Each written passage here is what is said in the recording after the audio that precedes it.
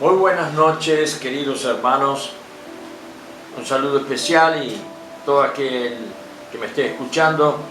Esta noche les quiero hablar de algo muy importante, pero antes, lo que tengo acá para decírtelo una vez más. La palabra hablada solo queda completa en el oído del que la entiende. Este es mi propósito, este es mi objetivo, que todo lo que yo te explico lo puedas comprender.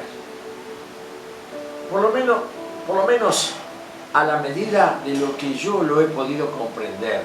Por eso doy vuelta para un lado, doy vuelta para el otro, para poder encajarlo en algún lugar y retenerlo como una revelación del Señor.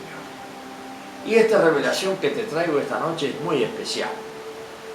Fíjate algo que quizá nunca lo has tenido en cuenta. La obediencia. Vamos a hablar esta noche, durante estos 30 minutos, sobre la autoridad espiritual. Autoridad espiritual. Nosotros somos espirituales y tenemos autoridad espiritual porque somos espirituales. No, somos espirituales porque nos sujetamos a la autoridad de Dios. Y como Dios es espíritu, bajo la autoridad de Dios, el Espíritu de Dios se manifiesta en nosotros. Así es la cuestión de la revelación que el Señor nos quiere dar a todos. Por eso el punto de partida es la autoridad de Él. Bien. La mayor de las exigencias que Dios impone al hombre no consiste en que lleve la cruz. Todos estamos ahí. La cruz, oh cruz, por la cruz fui salvo. El Señor murió en la cruz. Oh hermosa cruz. Canciones, himnos con la cruz. Y había sido que eso es muy importante, pero no es lo más importante. Lo más importante, más que la cruz, el hombre no consiste entonces en que lleve la cruz. La Biblia impone al hombre algo. Sirva de ofrendas la cruz. Hoy cuánto estoy sufriendo por esto y por lo otro. No es ofrenda agradable a Dios. Y se niegue a sí mismo. Jesús lo dijo. El que quiera ser mi discípulo, condición fundamental, niéguese a sí mismo. Algunas personas pueden negarse a sí mismo y se sienten totalmente contrariadas porque no quieren hacer lo que sienten que tendrían ganas de hacer. Tampoco eso es negarse a sí mismo. La mayor exigencia es que estés bajo obediencia. Dios le ordenó a Saúl que atacara a los amalecitas y los destruyera por completo. Lo puedes ver en 1 Samuel 15. Pero después de la victoria, Saúl perdonó al rey, que se llamaba Agag, junto con lo mejor de las ovejas y los bueyes, de los animales engordados, de los corderos y de todo lo bueno que había en este reino. Saúl no quiso destruirlos. Argumentó que los habían dejado para el sacrificio a Jehová Dios. Pero Samuel le dijo, ciertamente, Saúl, has errado. Ciertamente el obedecer es mejor que los sacrificios y el prestar atención mejor que la grosura de los carneros. Él se quemaba la grasa en ofrenda a Dios. Esto lo puedes ver en 1 Samuel 15, 22. Los sacrificios mencionados aquí eran ofrendas de olor grato, no tenían nada que ver con el pecado, pues jamás se llamó ofrenda de olor grato a la ofrenda por el pecado. Las ofrendas de olor grato eran ofrecidas para aceptación y la satisfacción de Dios. La ofrenda de de olor grato es la obediencia. ¿Por qué dijo entonces Samuel que el obedecer es mejor que los sacrificios? Porque hasta en los sacrificios puede estar el elemento de la obstinación. Tan solo la obediencia honra completamente a Dios, pues solamente ella toma a Dios como su centro. Obediencia. Y para obedecer uno tiene que tener claridad de qué es lo que hay que obedecer. No se trata de mi sabiduría espiritual, mi sabiduría bíblica y que de pronto yo puedo opinar. Te cuento algo que me pasó hace ya muchos años.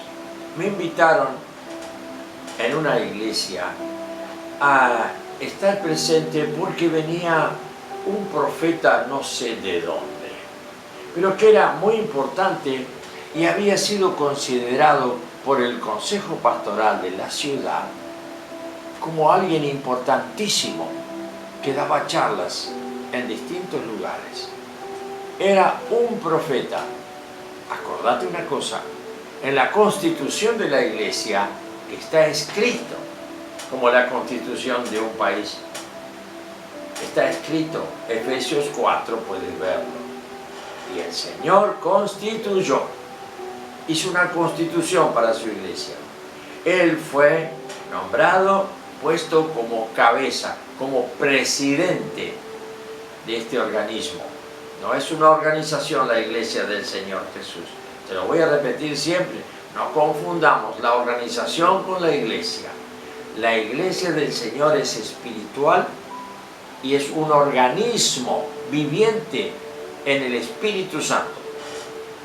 La organización es un núcleo de personas que sin mostrar su conciencia, sin mostrar su vida ni su testimonio, se adhieren, se juntan para decir que alaban a Dios, para decir que conocen Biblia y comparten las Escrituras. Pero sus vidas no tienen comunión unos con otros. La organización puede funcionar sin que haya comunión de unos con otros. El organismo no puede funcionar si no hay comunión entre los miembros que están influyendo, que están formando ese cuerpo.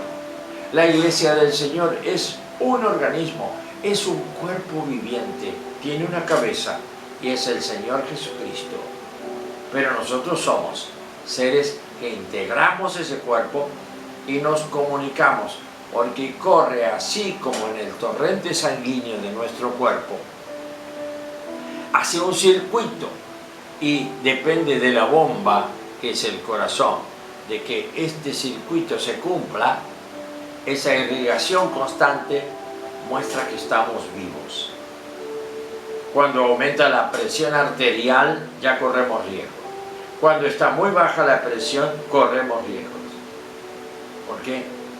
Porque esa vida que está en la sangre o está muy alterada o está muy, como diría, pasiva. Así es el cuerpo de Cristo, la iglesia. Si entre los hermanos no hay comunión de amor, ese amor que ha recibido cada uno para expresarlo al otro y evidenciarlo en testimonio de vida, la iglesia es una organización, está muerta. La organización está muerta, mi hermano. Lo que está vivo siempre es un organismo. Porque el organismo es organismo justamente por eso, porque tiene vida. Bien, entonces,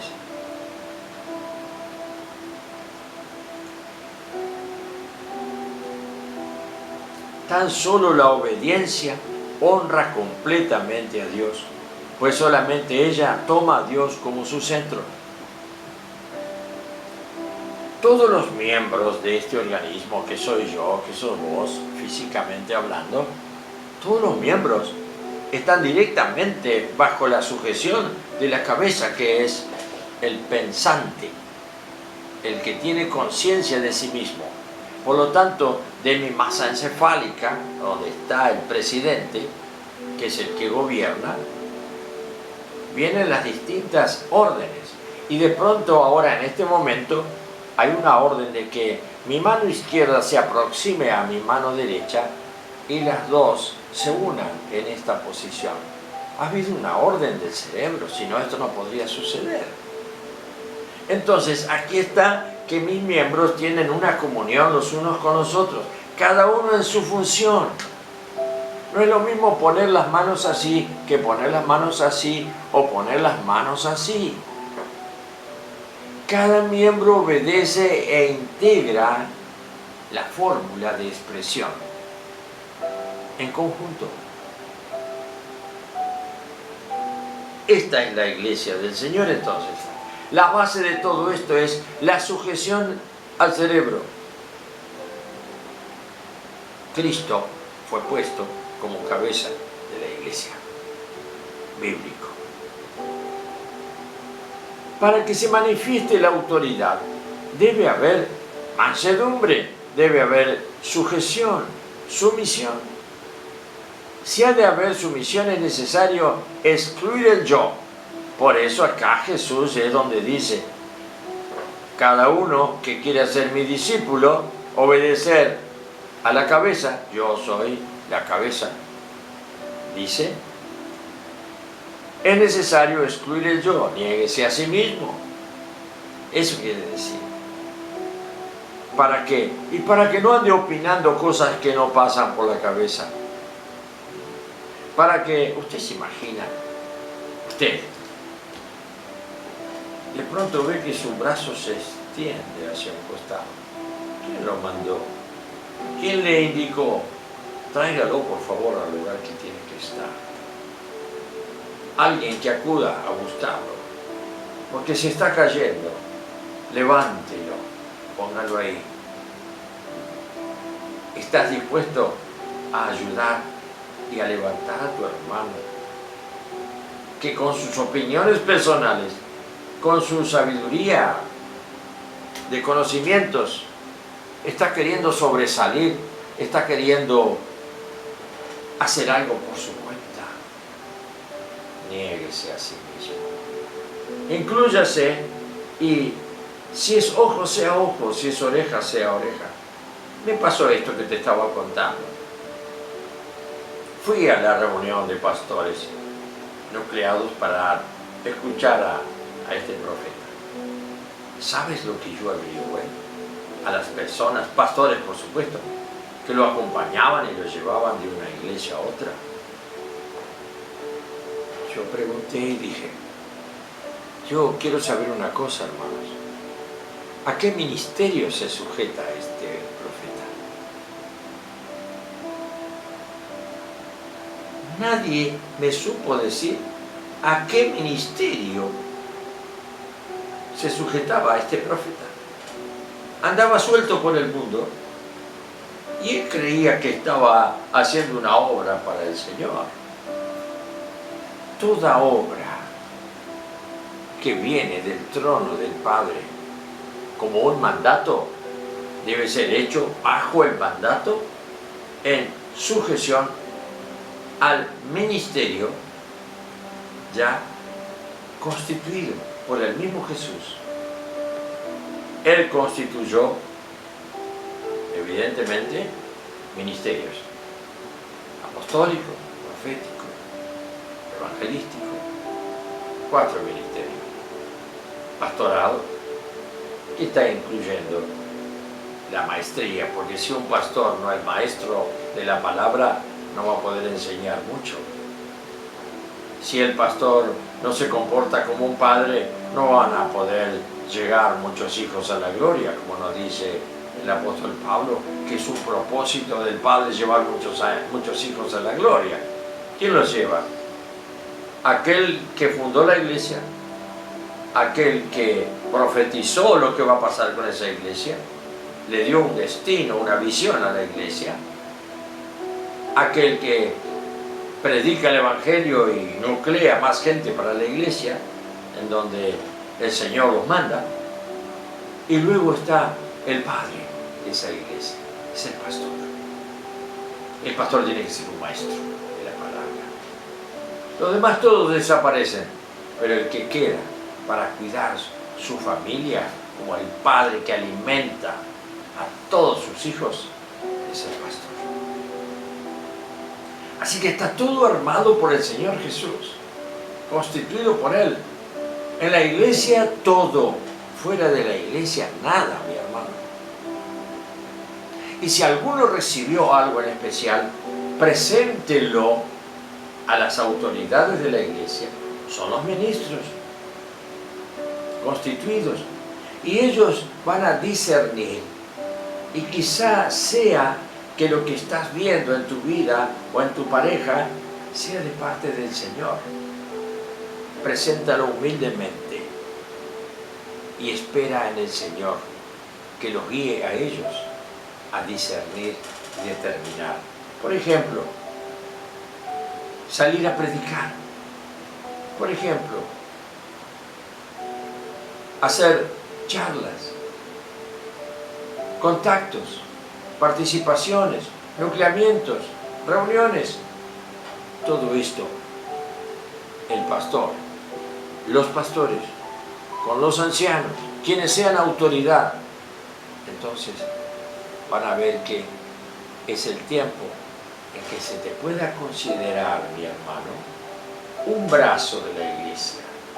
La iglesia a través tuyo y tu esposa, ese brazo se extiende y estás visitando matrimonios, familias, haciendo cosas maravillosas, porque es el tiempo de empezar tu mandato en esa línea para ir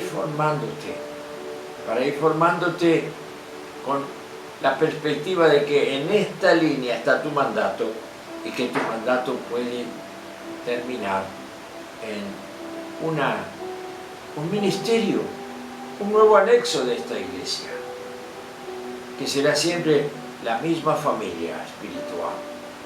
Pero qué interesante, qué bien que lo hizo todo el Señor. Pero nada de por tu cuenta hacer cosas, porque te sales del funcionamiento de esto tan importante que es un organismo viviente, en donde hay alguien que está gobernando la iglesia. Hay una autoridad delegada que viene del trono. Si no viene del trono, cuidado. Si solo viene de una organización, la organización no puede manejar un organismo, porque la organización está muerta. El organismo es viviente y tiene que tener la vida de Cristo, porque Cristo, el Señor, es la cabeza de todo organismo y de todo el organismo, que es la iglesia de Jesucristo en la tierra. Esto es espiritual. Así que la organización no puede meterse a gobernar un organismo, pero sí es necesario que el organismo esté organizado en la tierra de acuerdo al discernimiento de los tiempos, al discernimiento de la voluntad del Señor para cada tiempo, para cada momento.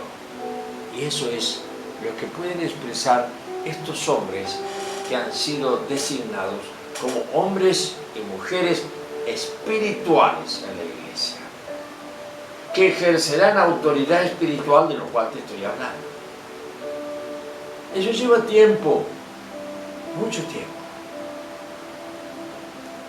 Y te cuento, yo siempre me pregunto, y lo primero que tengo que hacer es saber quién es mi autoridad personal, bajo qué autoridad yo me sujeto, para que entonces sea el Señor, con la autoridad del Señor, que pasa por mí y llega a otro, y con autoridad predico. Y si todos dicen, pobre tipo, le lavaron el cerebro, y no hay nadie que pueda recibir el mensaje del Evangelio, primer paso, tengo que empezar a dudar de que ande bien mi relación con Dios bajo autoridad.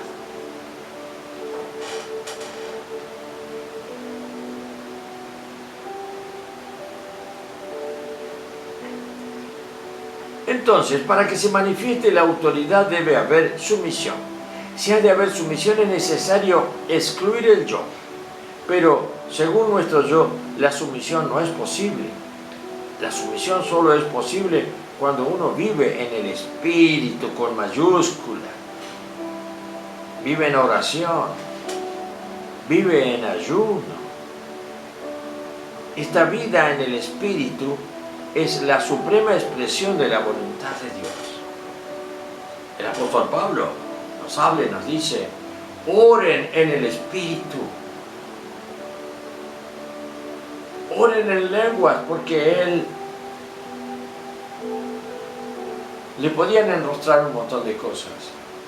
Pero un día dijo, yo hablo en lengua mucho más que todos ustedes juntos. Y era porque las palabras del razonamiento ya no sirven para el hombre espiritual.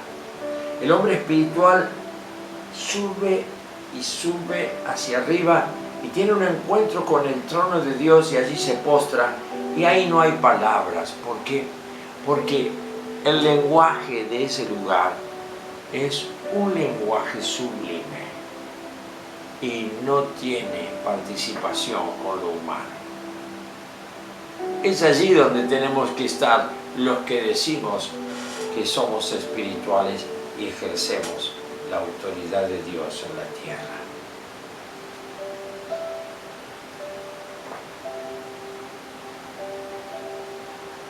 Acá encontramos cómo Jesús en el Getsemaní dice la oración de nuestro Señor en Getsemaní. Vamos a ver esto. Hay quienes creen que la oración de nuestro Señor en Getsemaní, cuando su sudor caía hasta la tierra como grandes gotas de sangre, se debió a la debilidad de su carne. No es así. Se debió a su temor de beber la copa, el dolor, el sufrimiento, el miedo. De ningún modo, porque la oración de Getsemaní se basa en el mismo principio de 1 Samuel 15:22. Tiene un mandato y él sabe que sienta lo que él sienta, lo tiene que cumplir. Es la suprema oración en la cual nuestro Señor manifiesta su obediencia a la autoridad de su Padre. Más que su sacrificio en la cruz, Jesús prefiere obedecer la autoridad de su Padre. Con fervor ora para saber cuál es la voluntad de su Padre. No dice, quiero ser crucificado, tengo que beber la copa. Simplemente insiste en obedecer. En efecto dice, si es posible, Padre, si es posible, que no vaya yo a la cruz. Si es posible. Pero hasta en este punto él insiste en no hacer su propia voluntad, porque inmediatamente agrega, Padre, pero no se haga lo que yo quiero, sino que se haga tu voluntad. Esa debe ser nuestra postura, esa debe ser nuestra actitud delante del Señor todos los días. ¿Qué tienes de nuevo, Señor, hoy para mí? Que yo estoy dispuesto, totalmente disponible para hacer tu voluntad. Lo absoluto es la voluntad de Dios. La copa, esto es, la crucifixión, no es algo absoluto. Si Dios quisiera que el Señor fuera crucificado, Él no tendría por qué ir a la cruz. Si el Señor fuera crucificado, Él no tendría, si Dios no quisiera que el Señor fuera crucificado, Él no tendría por qué ir a la cruz, evidentemente. Antes que el Señor supiera cuál era la voluntad de Dios, esta y la copa eran dos cosas separadas. Pero después que supo que la copa era la voluntad de Dios, esta y la voluntad de Dios se fundieron en una sola cosa. ¿Y qué pasó allí? La voluntad representa la autoridad. Por consiguiente, Conocer la voluntad de Dios y obedecerla es someterse a esa autoridad. Pero, ¿cómo podrá uno someterse a la autoridad si no ora ni tiene el valor para conocer la voluntad de Dios? Hay que pedir constantemente: Señor, muéstrame tu voluntad para no hacer la mía. Y fíjense, cuando Jesús comprendió y por la respuesta del silencio que recibió en su oración, se dio cuenta que no había chance de zafar la cruz, de zafar la copa. Se unió la copa a la voluntad de Dios. Hasta ahora parecía que la voluntad de Dios era, algo separado de la copa. Es posible que yo no beba esta copa, Padre. Silencio. Y lo entendió en forma automática. Ese silencio era una respuesta. No, hijo. La copa, la cruz y mi autoridad son una sola cosa. Por eso Jesús dijo: levantémonos de aquí y vámonos. Se levantaron los 12 que estaban por ahí, junto con él. Caminaron no sé cuánto y ya venía la caravana con Judas a la cabeza. Y cerca de 200 personas con antorchas, palos, espadas. Era el momento en donde ya no había por qué preguntarse nada. Ahora, cerrad los ojos y seguid las circunstancias como se presenten, porque ahora estás bajo la autoridad de Dios, que ha establecido que tu copa, hermano, tu copa, tu crucifixión y todo lo que te pase está bajo la autoridad de Dios. Por alguna razón, pero que no se discute. Jesús se paró y dijo: de esto no se habla más. A mi Padre no le pido más. Ya entendí. Su silencio es clarísimo, porque Él escucha en el silencio. Fue muy claro, porque pude entender que la copa, la crucifixión y la autoridad son una misma cosa. Tómalo en serio y decirle: Señor, ¿cuántas veces me vivo quejando de lo que me pasa? Me vivo preguntando por qué y por qué y por qué. Decirle: Señor, yo me humillo delante de ti. Y el por qué, muy simple: porque tú eres Dios, porque tú eres mi Padre, porque tú eres mi autoridad, y porque no me cuadra otra actitud que la sujeción y la obediencia. Que el Señor te bendiga en esta noche.